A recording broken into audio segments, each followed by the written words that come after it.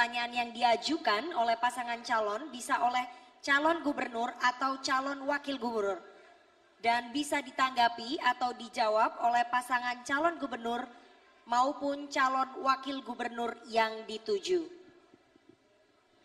Jawaban pertanyaan akan ditanggapi oleh calon gubernur dan calon wakil gubernur penanya.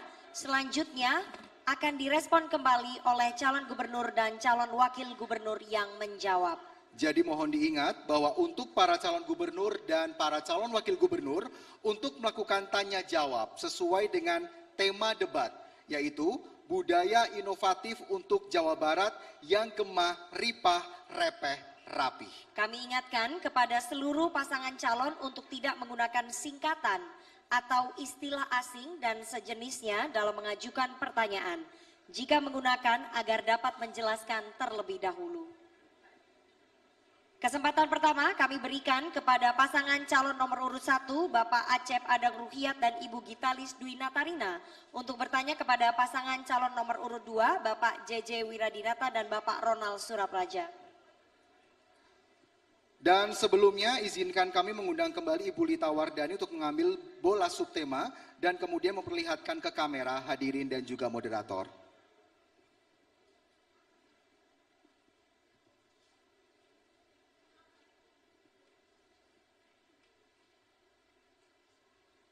Bisa langsung dibaca, Ibu?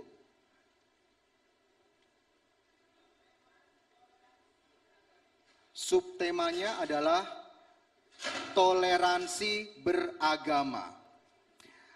Dan kepada paslon nomor urut 1, silahkan bertanya kepada paslon nomor urut 2, waktu Anda 45 detik dimulai saat Anda berbicara.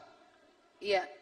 Survei Indeks Kerukunan Umat Beragama tahun 2003 menunjukkan skor 79 untuk Jawa Barat. Lebih tinggi dari rata-rata nasional yang sebesar 76. Tapi faktanya masih ada tindakan-tindakan yang menodai kerukunan umat beragama. Apa strategi Anda untuk meningkatkan skor KUB Jawa Barat? Cukup? Kami persilakan paslon nomor 2 untuk menjawab. Waktu Anda 1 menit dimulai saat Anda berbicara. Hadirin sekalian, langkah-langkah normatif, penguatan kelembagaan, itu sudah kita lakukan seluruhnya. Tapi hari ini faktanya Jawa Barat seperti ini, hadirin sekalian. Maka tentu harus ada langkah-langkah yang luar biasa. Intinya bukan pada penegakan hukum. Intinya bukan pada regulasi yang ada, tapi intinya adalah membangun kesadaran untuk menghormati, menghargai satu sama lain. Terjadinya intoleransi karena faktor-faktor kecurigaan. Agama satu seolah-olah akan melakukan upaya intervensi terhadap agama yang lain di Indonesia ini sekarang. Oleh karena itu pada kesempatan yang berbahagia ini, tentu duduk bersama, membangun kebersamaan adalah hal yang luar biasa. Kebersamaan mesra di tingkat paling bawah, pelita di tingkat paling bawah adalah sesuatu yang paling mendasar dalam rangka penanganan. Baik, terima kasih. Waktu Anda sudah habis. Selanjutnya kami minta kepada paslon nomor urut 1 untuk memberikan tanggapan dari jawaban dari paslon nomor urut 2. Waktu Anda 45 detik. Silakan. Dalam toleransi beragama, kita mengenal dalam konteks beragama, dalam agama Islam kita mengetahui ada yang disebut adalah ukhuwah, adalah persaudaraan. Dalam konteks persaudaraan kita mengenal ada ukhuwah Islamiyah, ukhuwah Watoniyah, dan ukhuwah Insaniyah. Ditambah dengan ada yang disebut ukhuwah Ijtimaiyah. Dari 4 aspek ini adalah merupakan ciri khas yang tentu harus kita jaga di dalam konteks bagaimana berbangsa dan bernegara, terutama di dalam rangka toleransi beragama. Yang kita maksud adalah bagaimana keberagaman agama yang ada di Jawa Barat ini harus kita pelihara, kita memulai sehingga mereka... Bapak, waktunya habis. Terima kasih. Kami persilakan kepada paslon nomor urut 2 memberikan respon dari tanggapan paslon nomor urut 1, waktu Anda 45 detik. Cara berpikirnya sudah sama, membangun kebersamaan. Hanya persoalan implementasi di tingkat bawah itu yang tentu menjadi hal yang penting. FKUB atau lembaga lain di tingkat kabupaten kota saya kira terlalu elitis. Tapi bagaimana membangun kebersamaan dan kesadaran dan penghormatan itu berada pada level yang paling bawah di tempat-tempat yang keragaman itu paling tinggi. Kemauan pemerintah untuk memfasilitasi itu menjadi bagian yang penting. Kita ini selalu pada soal-soal yang normatif, soal-soal yang biasa menjadi program tanpa mengevaluasi langkah-langkah yang cerdas bagaimana melakukan langkah-langkah itu sendiri hadirin sekalian. Itu barangkali yang sampaikan bersempatan yang berbahagia ini. Baik, terima kasih. Untuk subtema pertanyaan selanjutnya, kami persilakan panelis Bapak Wawan Gunawan mengambil subtema dari dalam fishbowl. Setelah diambil, mohon diperlihatkan ke kamera, hadirin dan moderator, serta disebutkan subtemanya. Subtema kualitas lingkungan hidup. Baik, subtema kualitas lingkungan hidup. Dan di kesempatan kedua kali ini masih diberikan kepada paslon nomor urut 1, kali ini bertanya kepada paslon nomor urut 3, Bapak Ahmad Saiku dan Bapak Ilham Habibi. Waktu Anda bertanya 45 detik dimulai saat Anda berbicara.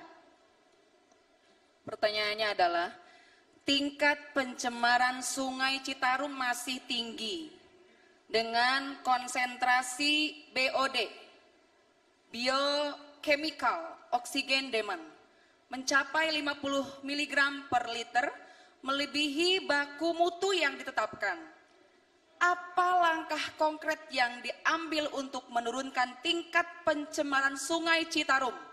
Mengingat pentingnya sungai ini bagi masyarakat dan ekonomi daerah. Masih ada waktu, ingin sudah? tambahkan? Dah, Cukup, terima kasih. baik. Kami persilahkan kepada paslon nomor urut 3 untuk menjawab pertanyaan ini. Waktu Anda 1 menit dimulai saat Anda berbicara. Yang pertama adalah perlunya ada pelibatan masyarakat. Di sini masyarakat harus diedukasi agar mereka sensitif melihat kondisi dan kualitas lingkungan di Citarum. Sehingga yang kedua, harus ada juga peran dari pemerintah kota kabupaten bersama-sama dengan pemerintah provinsi. Karena inilah sebetulnya yang akan melakukan law enforcement, penegakan hukum terhadap pelanggaran-pelanggaran terhadap lingkungan hidup. Oleh karena itu, penegakan umum sangat diperlukan dalam rangka mereka membuat efek jerak terhadap persoalan-persoalan pencemaran. Dan yang ketiga, industri-industri yang ada di sekitar Citarum perlu ada pengawasan yang ketat sehingga mereka tidak bermain-main untuk membuang limbah ke Citarum. Itu kayak gitu. Baik, cukup.